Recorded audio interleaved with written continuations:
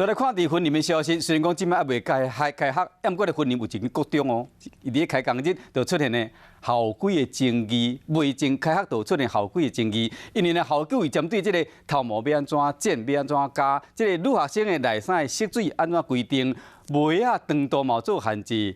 互人批评讲，为头是管到骹。伊毋过呢，校方强调讲，这规定拢是经过校方甲家长会讨论了后通过，毋过干那建议尔，就算学生无遵守，校方嘛可能尔，袂甲处罚。虽然阁有3天才开学，毋过婚龄这间国中已经出现校规的争议。来看校方公布伫网络顶和服装面容有关系的部分。除了查甫囡仔的头毛，查某囡仔下头前的头毛袂使超过目眉；查某囡仔内衫爱以素色为主，袂爱长度袂使超过骹目。安内规定，防质疑自头管到骹。这个发型你自己觉得怎么样？可以吧？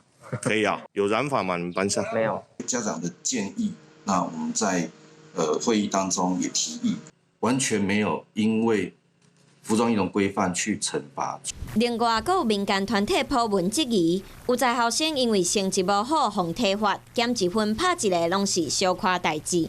有真侪册读无好的同学，一摆考试拢有可能互拍到50-60个。那你自己有被打过吗？有啊，罚站或者是做个罚写，他们可能认为这样也是体罚的。所以我们确切是没有这样的，就是少1分打1下这样的。虽然校方讲服装仪容的规定只是建议，未处罚，嘛这就无体罚。不过教育处要是进行调查，如果查证属实的是，我们会依照相关规定来办理。这间国中2年前发生体罚的事件，即马阁防质疑不当管教，还未开学。不过校规的争议就已经开始，互校方头壳冒咧烧。